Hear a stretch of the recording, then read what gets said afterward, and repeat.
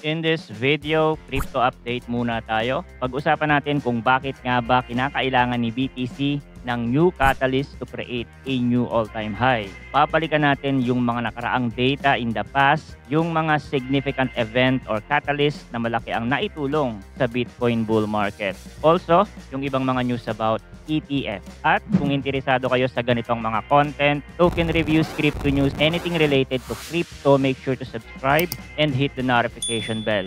So unahin natin yung news about BlackRock iShares Ethereum Trust. According sa data ng fund researcher na Morningstar, na ang iShares Ethereum Trust ng BlackRock ay malapit nang maabot yung $1 billion net inflow. Kung sakasakali sila ang kauna-unahang Ethereum ETF na maaabot ang milestone na ito. Kahit itinuturing na hindi naman ganun kagandang ang performance nito since ma-launch ang Ethereum ETF noong July. However, nakakuha naman daw ito ng significant interest, especially sa mga registered investment advisors, RIA, na sa tingin nila mas madali daw i-explain sa mga clients ang value nito kumpara kay Bitcoin. Kasi yung blockchain network daw ni Ethereum is cash flow producing na maihahalin tulad sa mga tech stock. Although andyan na ang Ethereum ETF pero hindi natin makita yung epekto niya sa price. Well, meron ngang inflow sa BlackRock Ethereum ETF pero mas malaki ang outflow na nanggagaling kay Grayscale. Sabi nga sa CoinShares na nakapagtala ng 5 days of consecutive net outflows ang Ethereum ETF sa pangunguna ng Grayscale. So kahit may mga inflow na pumapasok sa Ethereum ETF, baliwala din kasi mas malaki ang outflow na nangyayari kay Grayscale. Kaya parang wala tayong masyadong makita na impact kay Ethereum kahit marami ng magagandang nangyayari dito. Dahil na rin siguro sa sentiment ng market na nakakaapekto kay BTC at sa kabuuang crypto market. Kung titingnan nga natin yung price action ni Ethereum, bearish pa din despite the ETF narrative. Unlike kay BTC, nakapag all-time high na kahit papaano. Pero si Ethereum, last 2021 pa ito nag all-time high. Price action wise, hindi rin ganun kaganda, nasa downtrend. Pero kahit ganun, hindi ibig sabihin, hindi na yan makaka-recover at magtutuloy-tuloy na sa pagbaba. Pansinin nyo itong price action niya dati, pababa diba?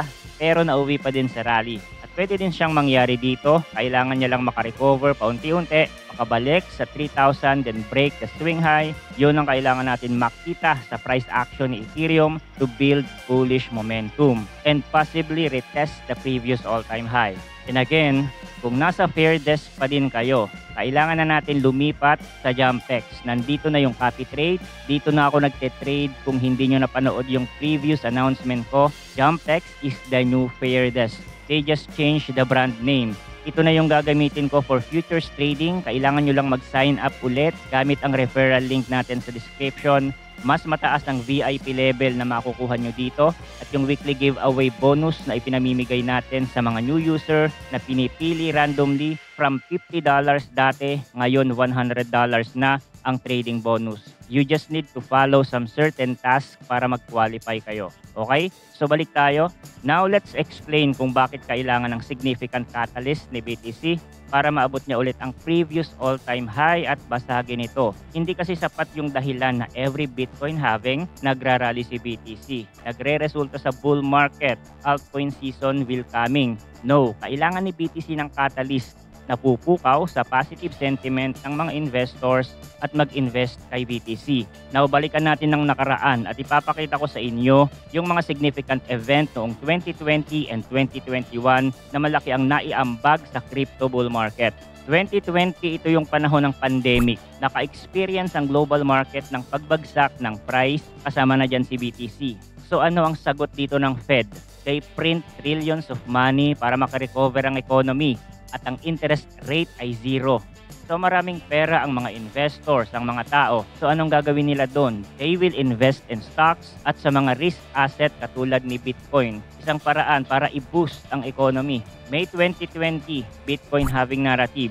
Alam ng mga tao na nagre-resulta sa bull market ang halving and they have money. So they will invest in Bitcoin. Now, kung ikukumpara natin ngayon, Bitcoin halving is done. Pero ang kaibahan, mataas ang interest rate ngayon. na huling naranasan bago magkaroon ng financial crisis noong 2008.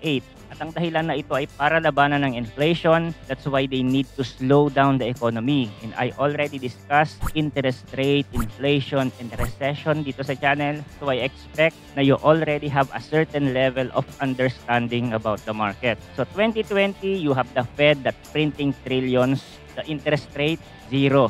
December 2020, nabasag ni Bitcoin ang kanyang previous all-time high sa area ng 20,000.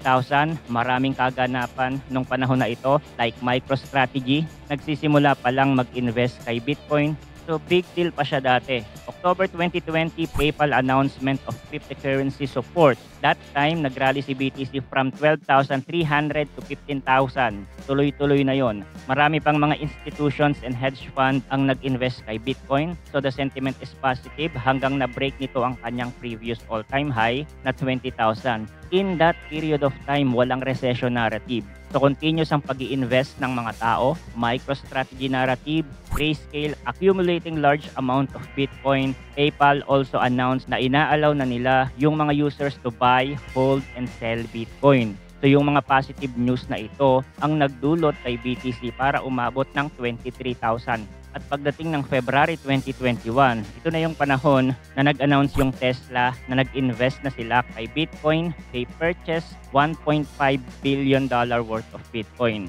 At nagsimula na rin silang mag-accept ng Bitcoin as payment for this product. It's a major endorsement of Bitcoin kaya lumipad yung price ni BTC sa 39,000 at umabot ito ng 46,000. Patuloy siyang tumaas. Later in February, naabot niya yung 58,000 price level. So ito yung sinasabi ko sa inyo na catalyst. Hindi nagrally si Bitcoin dati nang walang dahilan. Hindi sapat yung hype ng Bitcoin halving lang. Kailangan niya ng bagong narrative na magdudulot para maging positive ulit ang mga investor kay BTC and crypto market. At noong April 2021, ito yung panahon ng paglabas ng Coinbase IPO, another positive news sa crypto market na naging dahilan para umabot si BTC sa 65,000. Andyan din yung naging legal tender si BTC sa El Salvador. Pero ito walang masyadong impact sa price kasi bumabagsak-bagsak na yung price dito. However, nakarecover pa si Bitcoin at naabot yung 69,000 noong November 2021. So anong catalyst dito?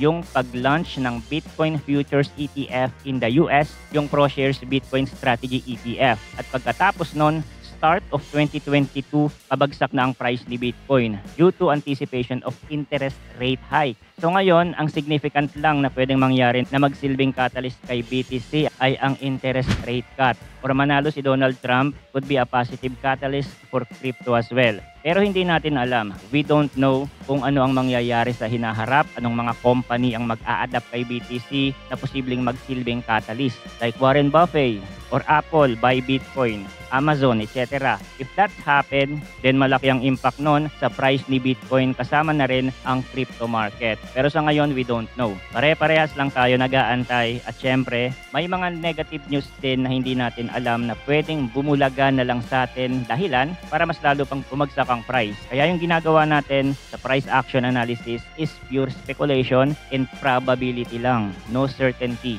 Now let's check the daily price action. BTC still in the range with a consecutive lower low already, pero pwede makita yan ng iba as a flag pattern. Mas makikita nyo yan sa monthly chart, a flag formation. At dito sa daily, after niya mag-bounce, nag-retrace ng konti and form a higher low. Makikita din ng iba yan as an inverse head and shoulder pattern for their bullish bias. So I am neutral here. A bullish momentum will back after makabalik nito sa 65,000 area and then retest the previous all-time high. But then again, kailangan niya ng bullish catalyst para masustain yung rally.